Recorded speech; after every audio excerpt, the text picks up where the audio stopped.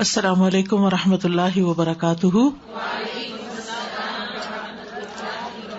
کیا حال ہے آپ لوگوں کا؟ الحمد للہ. نحمده ونصلی علی رسولہ الکریم. اما بعد فاعوذ باللہ من الشیطان الرجیم. بسم اللہ الرحمن الرحیم. رب اشرح لی صدری ویسر لی امری واحلل عقدۃ من لسانی یفقہوا قولی. آج ہم پڑھیں گے کہ جادو اور نظر بد لگنے کی وجوہات کیا ہیں، کیا ریزنز ہوتی ہیں، کیوں ایسا ہو جاتا ہے انسانوں کے ساتھ.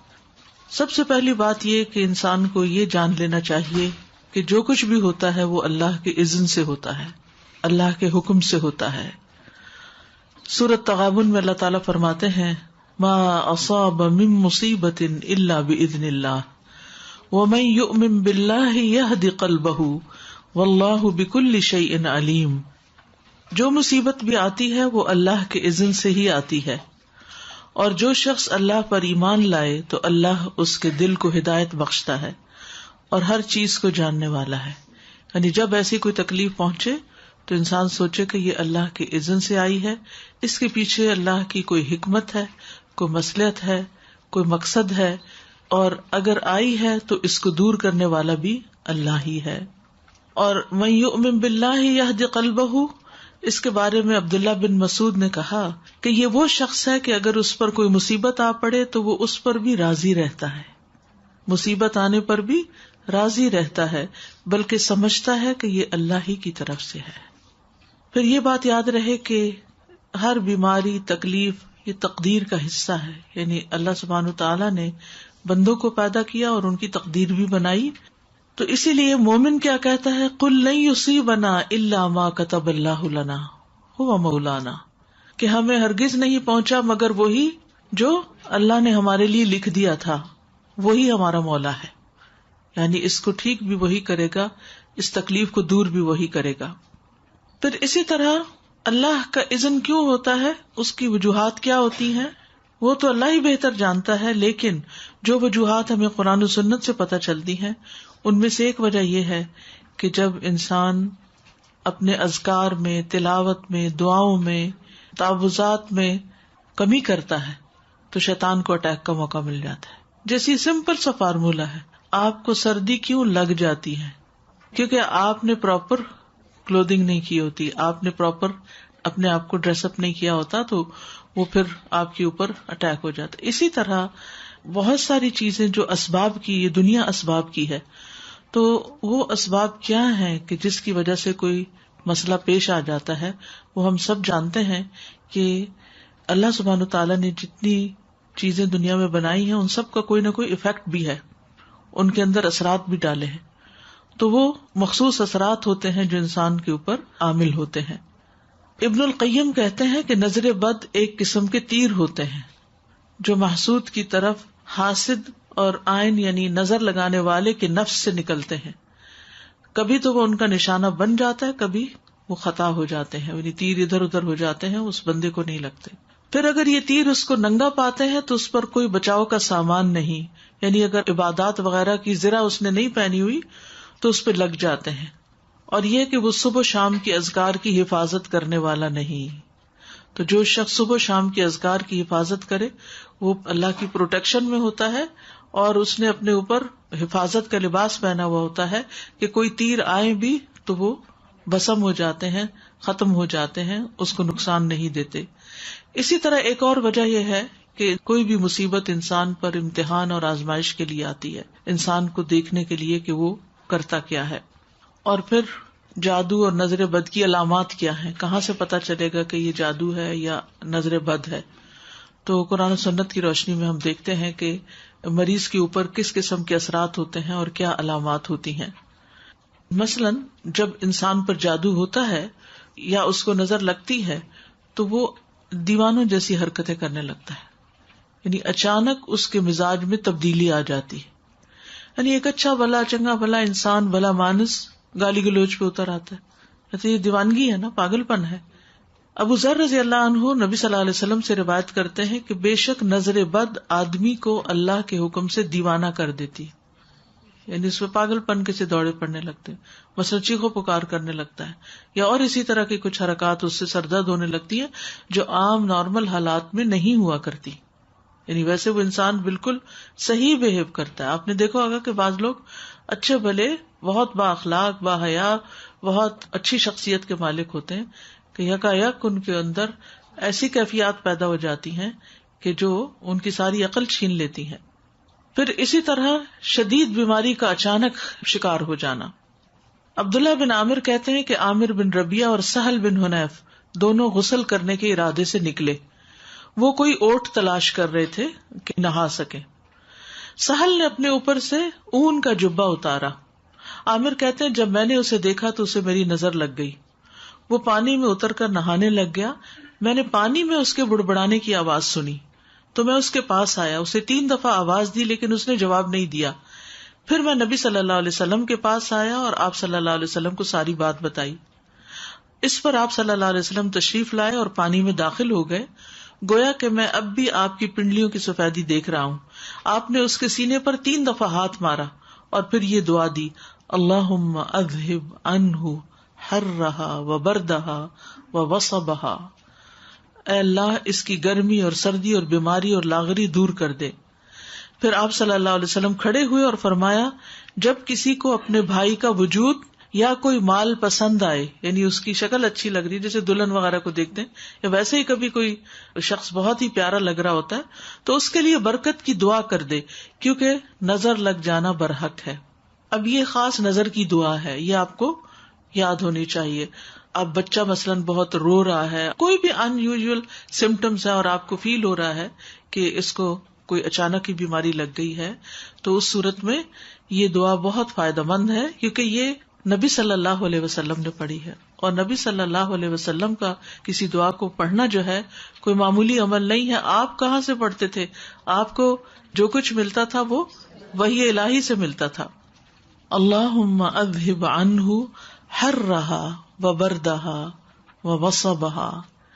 اے اللہ اس سے دور کر دے اس کی گرمی، یعنی اگر نگاہوں کی گرمی اس کے اندر آئی ہے تو وہ دور کر دے، اور سردی اور بیماری اور لاغری. ووصبہا، وصب کہتے تھکاوٹ اور لاغری. پھر اسی طرح چہرے پر دھبے پڑنا، یہ بھی نظر لگنے کی علامت ہوتی ہے، چھائیاں وغیرہ پڑنا جو ہوتا ہے. پھر بچوں کا بلا وجہ روتے رہنا. عائشہ رضی اللہ تعالی عنہا سے مروی ہے، وہ کہتی ہیں کہ ایک مرتبہ نبی صلی اللہ علیہ وسلم تشریف لائے تو ایک بچے کے رونے کی آواز سنی. آپ نے فرمایا تمہارا یہ بچہ کیوں رو رہا ہے؟ یعنی ایک ہوتا ہے نا تھوڑا بہت روئے، اب اس کو بہلائیں وہ بہل جاتا ہے، دودھ پلائیں پینے لگ جاتا ہے.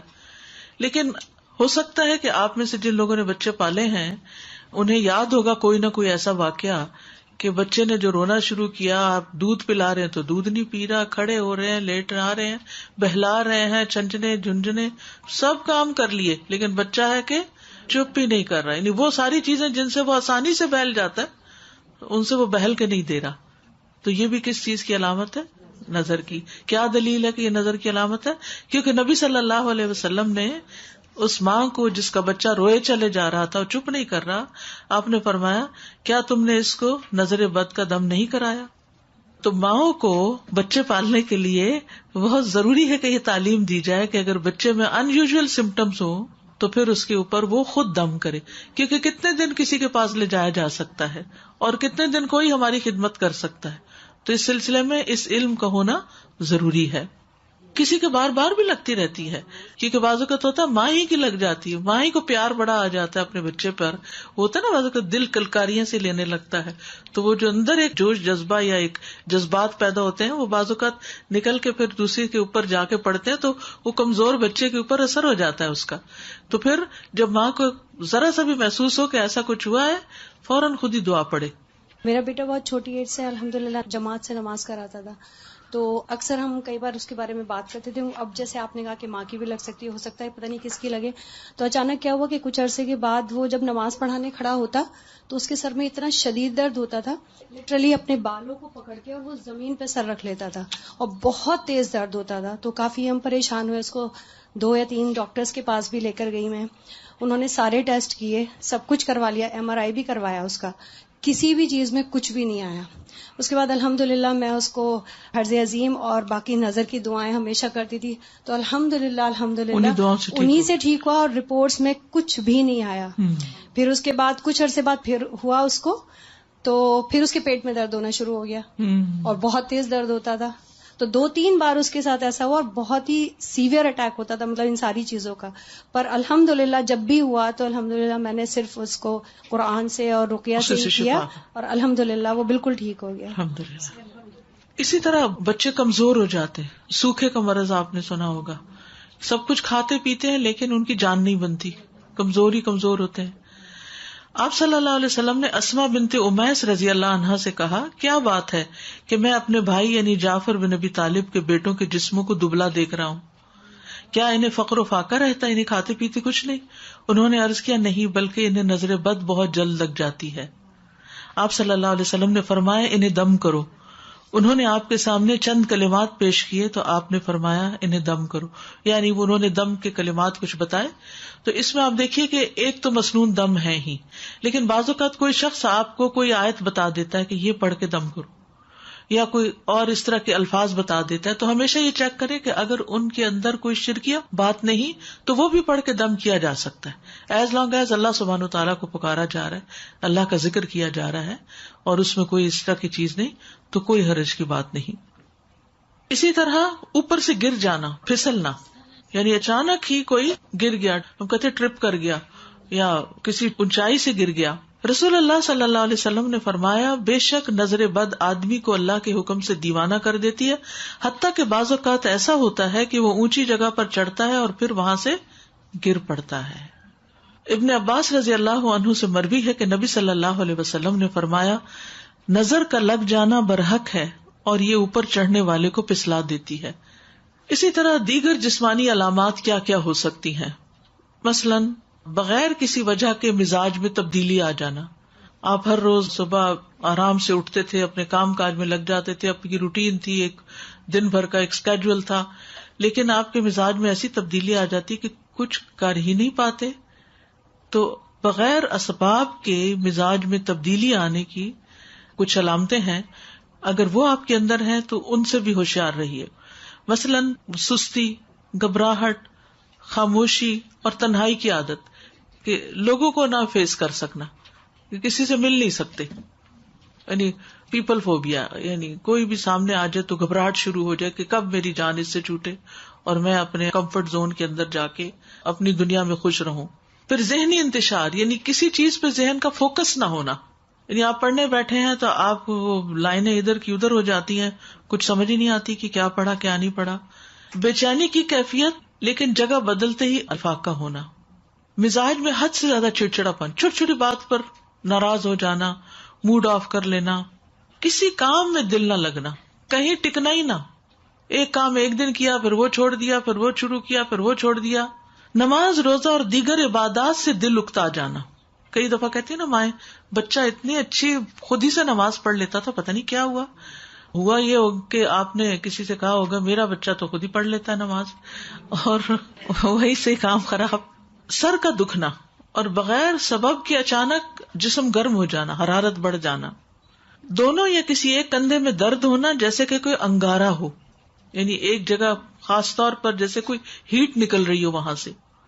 بیک ایک، نیچے کے حصے میں درد ہونا، یعنی جسم کے اچانک یہ جو یعنی بیک بون ہے اس کے نیچے درد.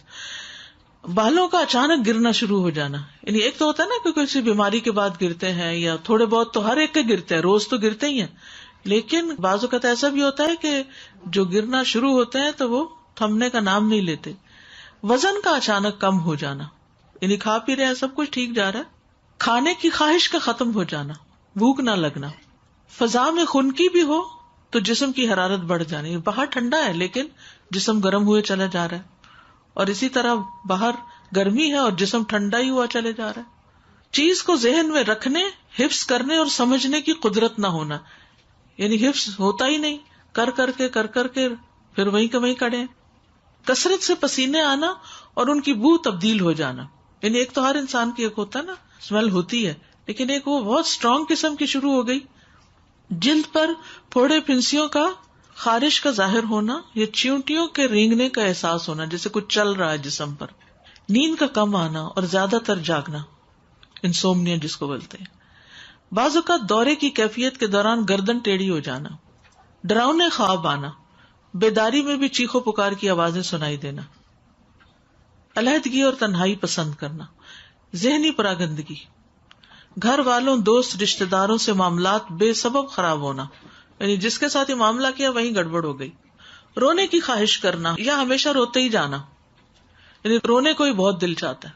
تو یہ عوارض جو ہیں یہ بیماریاں ہیں اور بیماریوں کی علامات ہیں. ان میں نفسیاتی، روحانی، جسمانی سبھی اکٹھے ہو سکتے ہیں، یعنی جسمانی بھی، روحانی، نفسیاتی، یہ سارے مل بھی جاتے ہیں بعض اوقات. جیسے اگر بنیادی بات آپ یاد رکھیں نا کہ کبھی جسم میں تکلیف شروع ہوتی ہے اور وہ روح پہ جا پڑتی ہے اور وہ روحانی بیماری بن جاتی ہے، اور کبھی روح پر کوئی چیز آتی ہے اور وہ جسم کی طرح منتقل ہو کے جسمانی دردیں جو ہیں یہ جسمانی تکلیف ہے لیکن سبب روحانی ہے. اسی طرح کچھ غیر معمولی علامات نظر آنا، ٹھیک ہے، ان میں خون کے چھینٹے گرنا، طے شدہ کپڑوں کو کٹا ہوا پانا، خاوند یا بیوی کو ایک دوسرے میں کشش ختم ہو جانا، ینگ ہے، جوان ہے، لیکن یہ نارملٹی ہے نا کہ ہسبینڈ کو وائف کی ضرورت ہی نہ رہے. پھر اسی طرح آپس میں بلا وجہ شکوک و شبہات پیدا ہو جانا، ایک دوسرے کا ٹرسٹ ختم ہو جانا، خاوند یا بیوی کو ایک دوسرے کی شکل بدصورت دکھائی دینا. تیسری بات، مال سے متعلق کچھ علامتیں، مال میں برکت نہ ہونا، اچانک نقصان ہونا، جسے نظر لگی ہوئی ہو وہ کام سے نفرت کرتا ہے، باوجود قدرت ہونے کے رزق تلاش کرنے سے روگردانی کرتا ہے، یہ کوشش ہی نہیں کرتا. لوگوں پر تہمت لگانا کہ لوگ مجھے گھورتے ہیں اور لوگوں کی وجہ سے میں ناکام ہوں، یعنی دوسرے لوگوں کو بلیم کرتے رہنا، یہ بھی ایک نارمل رویہ نہیں ہوتا نا. انسان اپنے نقصان یا اپنے ناکامی کی ریزن صرف دوسروں کو دے کے مطمئن نہیں ہو سکتا، اس کو خود بھی رسپانسبلٹی لینی چاہیے. لیکن وہ شخص کنونسڈ ہوتا ہے کہ نہیں، دوسروں کی وجہ سے ہی میں ناکام ہوں، میرا اپنا کوئی قصور نہیں.